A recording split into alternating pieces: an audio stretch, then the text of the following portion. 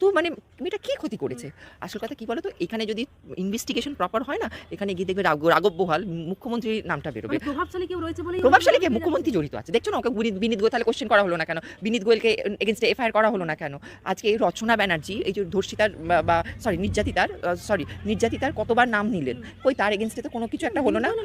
বিনীত গোয়েলও নিলে তাহলে দেখলে কোনো এদের এগেইনস্টে কোনো হলো? কিন্তু এটা তুমি আমি যদি হতাম আমাদেরকে দেখবে সঙ্গে সঙ্গে হাজার একটা করে দিত। তাহলে সমাজ, আমাদের যে সমাজ ব্যবস্থা, আমরা এই যে সরকারকে আমরা দেখে করছি, এই সরকার স্পেশালি মুখ্যমন্ত্রী এরকম ফালতু মেয়ে ভারতবর্ষে একটা পাবে না একদম। মানে যত দুর্নীতিগ্রস্ত লোক, যত চুরি, আমি একটা বলেছি না, মানে উনি সব বলতে পারেন, উনি নাচতে পারেন, উনি গাইতে পারেন, উনি সব জায়গায় বলে আমি ভালো ছবি আঁকতে পারি, নাচতে পারি, গান গাইতে পারি, রান্না করতে পারি, কিন্তু উনি যে চুরি আর দুর্নীতি করতে পারেন সেটা কোনোদিন ওনার মুখে আমি শুনতে পাই। ওইটা যেদিনকে সত্যি কথাটা বলবে সেদিন আমরা রাজ্যবাসী বুঝবো না, তাহলে তুমি অ্যাটলিস্ট তোমার সত্যের পথটা ধরেছো। মানে ওইটা উনি কোনোদিন বলবেন। উনি সব অ্যাকচুয়ালি উনি কিন্তু এগুলোতে এক্সপার্ট নয়, যতটা উনি চুরি করতে এক্সপার্ট।